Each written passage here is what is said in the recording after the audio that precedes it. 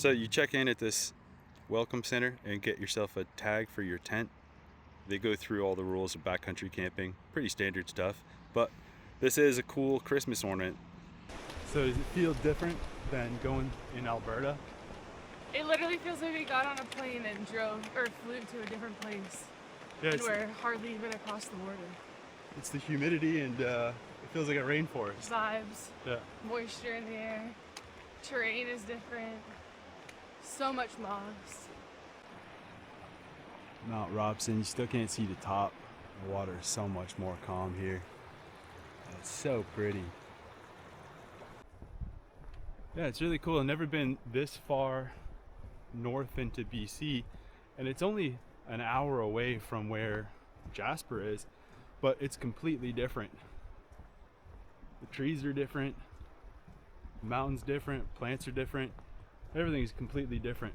And I'm so used to Alberta, it blows me away.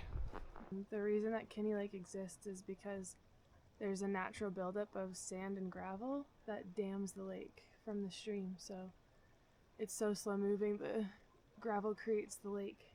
The lake is named after someone who hit the summit of Robson in 1909. I don't think I could do it in 2026. Are you a new school or an old school kind of person?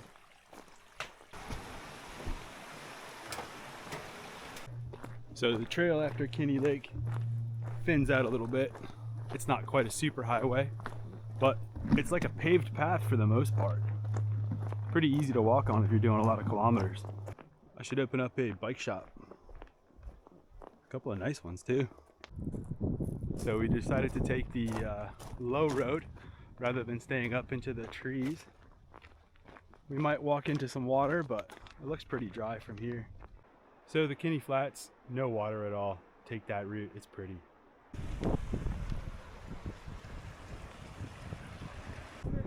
I am a trail expert, and I've never seen anyone build a trail like this. An elevated gravel sidewalk, effectively. You gotta come up from the Kinney Flats, and there's some pretty nasty switchbacks depending on how heavy your bag is. We're not ultralighters, so bag's definitely heavy. I think even with no bag, they're pretty nasty. So we're about to enter the Valley of 1,000 Falls, right by Whitehorn Campground, where we're going to be staying on our last night.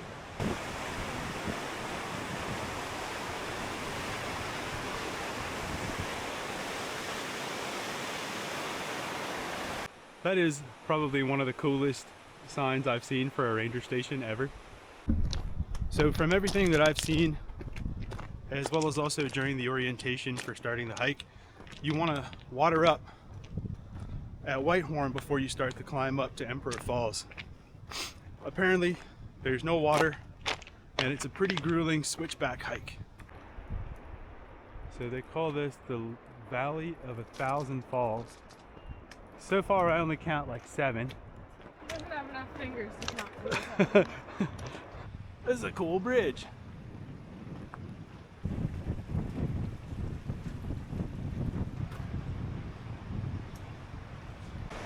So this is the camera level. It's pretty steep, and it's apparently switchbacky and steep until we get to Emperor Falls. You definitely gain elevation pretty quick. How's that? Falls of the pool. Definitely supervise your children. My watch says it's going to be 2 kilometers to the campground, but this reassurance sign says 1.5. And Melina was right. And happy. So if you come to this campsite, Emperor Falls, all the camps and all the tent sites are that way, but if you look to your right, there is probably the best campsite in this entire place. Nice secluded campsite with your own chill zone, a little quieter, and a beautiful view of Mount Robson, whatever. What? That's insane. That's insane.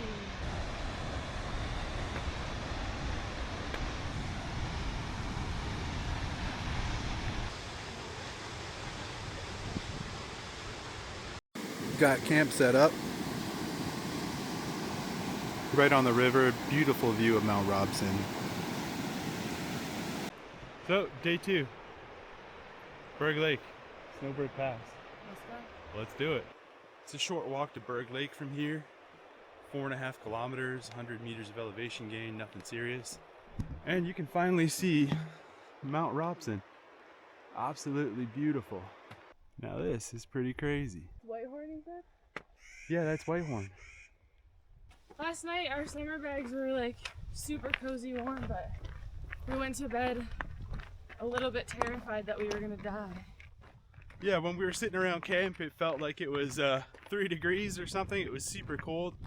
But once we curled up in the tent and laid down under the sleeping bags, no issues. Well, another cool pro tip that we learned about from other YouTubers was to keep your water filter in your sleeping bag so it doesn't freeze and get ruined overnight. You don't want to surprise Giardia when you get home. This is a cool scene, full of glaciers and empty riverbed. This catwalk is pretty cool. I feel like I'm a model. I want to start singing Right Said Fred. And first views of Berg Lake. Hell yeah. It's gonna be the beauty of the day. So we finally got to Berg Lake. Wasn't a long hike, but it felt long. And man, is that ever pretty. We had a domestic on the way. I lost the fight. It's an absolute treat to get here and find the lake completely still. It's pure glass. All right, quick wardrobe change, and now we're gonna go do the Snowbird Pass, or at least up into the meadows. Found a campsite. Found a campsite. Onwards and upwards. Oh yeah, hopefully not too much up. So apparently this sign was eaten away by animals and the weather. But we have a screenshot of what it used to say, so we'll flash that up now. So if you run into any trouble while you're hiking in Berg Lake, you have to hike all the way out to the Berg Lake Ranger cabin where there's a radio. It's better if you have your own iPhone with the satellite messaging, or if you have a Garmin InReach. I think these hills and piles of stone that we're walking past are all left here by the glacier as it receded. I'm sure this glacier, the Robson Glacier, filled this entire valley at one point.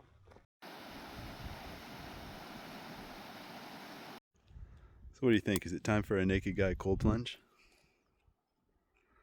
So yeah, that was about as freezing cold as it looked.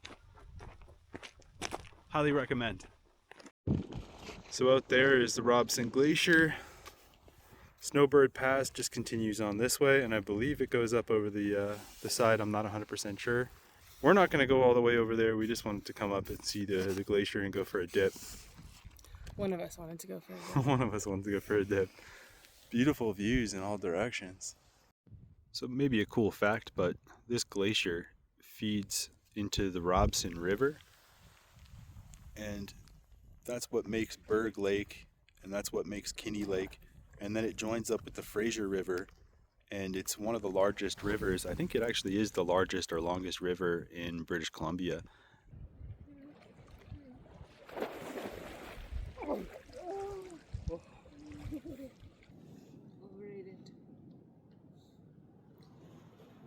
I thought it would be more like technical, like this one doesn't. No. Yeah. Oh, but that's what we should have said. We give you every. It's time to break down camp. We're gonna head up Toboggan Falls, check out the big Berg Lake viewpoint. We're also gonna check out a cave, which will be pretty cool. And then we're gonna head down to Whitehorn Campground. So this hike is supposed to be 4 kilometers in total, including going to the cave and the falls and the cool lookout spot, but it's all uphill. So we had a pretty chill day yesterday. It's only 4.5 kilometers from Emperor to Berg. And then we just did a 8.5 kilometer flat hike to the Snowbird Pass area. So I feel pretty refreshed. So that's Toboggan Falls. It looks like you could slide down it.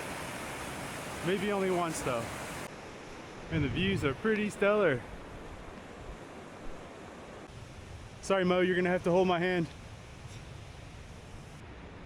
Nice bench. Wow. So cool.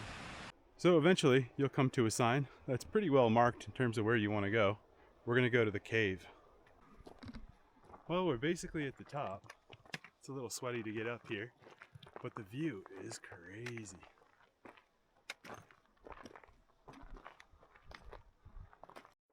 There happens to be a guardian to the cave, and it's pretty funny. They put a sign that says "The Cave" pointed right at this big hole, just in case you miss it. But yeah, we must answer his questions 3. Entry tag. And we enter the cave. Smells like weed in here. Oh my god. When it was a hot day, it's nice and cold in here. Yeah, it's a great place to chill out. Go around the lollipop instead of just going back the way you came to Toboggan Falls. You get a pretty cool hike through all this loose rock and views of Berg the entire way. Now, I could be wrong, but I think this is Instagram rock. And if you just post up there, you can get yourself a great picture. Mimo? Mimo? So from up here, you can really see where the lake would expand to if it was really, really full. In the diorama where they have it shown, and all the maps where they have it shown, it shows the lake going all the way out to the Robson campground. But it's definitely no lake there.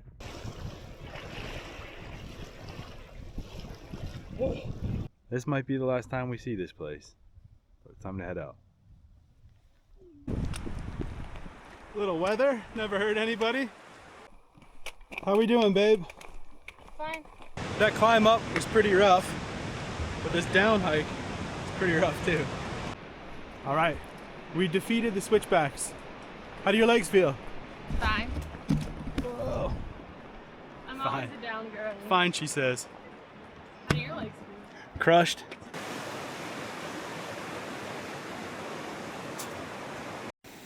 So apparently the floods happened in 2021. It was a combination of a bunch of ice melt from the glaciers, as well as also 200 plus millimeters of rain in 6 hours of time. This river, it's moved around quite a bit, apparently because of that rainfall and ice melt event, and they had to reshape the entire trail network out here. It's kind of like, it's crazy to think about. This campground that we're staying at here, it was completely isolated by the water. They had washed out the bridge and people had to be helicoptered out. All right, it's a quick 10.5 kilometer hike from Whitehorn back to the truck. Looking forward to getting home and taking a shower. So yeah, overall pretty nice trail. I'd say that it's like first class backpacking for the most part. Really easy to navigate, easy to walk around. Good side trails at Berg Lake. Accommodations are pretty good too. I mean, the outhouses, they're stinky, but the seats were clean, so no big deal there. Tent pads were pretty good. Yeah, sites were set up a little different than normal, but they were good. Yeah, it's not too bad. It never felt super crowded. I mean, we've been on other backpacking trips with big campsites, and sometimes it felt you were sitting or sleeping right beside somebody else. Like Egypt Lake was like that. A few other places. Definitely a lot of day hikers, eh? There's like a lot of folks on the trail. Yeah, trail runners there. Yeah. It's very busy. Very busy. So you never know, like you can't have too many private moments in the woods kind of thing. You're going to be running across people quite a bit, but it is very popular, so that's par for the course, I guess. Would you do it again? Of course. Yeah. I do it differently, but I do it again.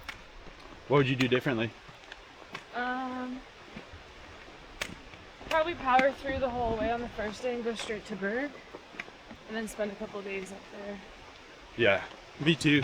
As much as it's a big grind to get the 20K out of the way, it's better to have a couple of 0 days at Berg and hike around than it is to stay at some of the campgrounds. Not that they're not beautiful. I mean, Emperor Falls was a really pretty campground. You're staying right by the river for the most part, which is really nice. But now that you've done it, you've done it. Yeah, There's Whitehorn. Whitehorn was pretty too. Yeah, I would still probably on the way out break it up like we did. I think going out this 20K with the elevation would be a big day. Would you stay at Kinney Lake instead of Whitehorn? I don't know. That doesn't feel worth it to me, but if it was your only option, I would do it. Kinney Lake is only like 3 kilometers from Whitehorn. And then from the trailhead, it's only 7, so Yeah. then your last day is really short. I'd stay at Kinney Lake. I thought it was really pretty, and the campsites are like right on the beach.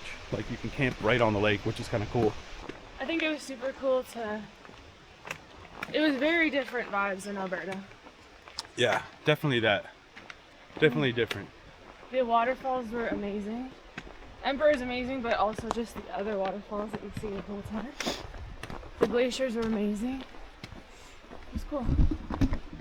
Yeah, those glaciers are something else. Yeah. Something the fact else. that they're all connected is amazing. Yeah, the Robson Glacier just takes over the entire mountain, which is really cool. That was kind of the most annoying part of the whole trip, was getting the bookings. Once you get that out of the way, it's beautiful. Well, and I think with the booking, something that people forget is they try to get it opening day, and if they don't get it, they just think they didn't get it. But throughout the year, as like from when we booked in December, time goes on, and then people cancel Howdy. out. Morning. And you can get cancellations all the time. Like we met people that they had majority of their sites booked, but then they didn't get the last site they wanted till 2 days before they left for their trip. So it's not to say it won't happen just because you don't get it on the first day. Yeah, true say. All right, well, Adios. adios.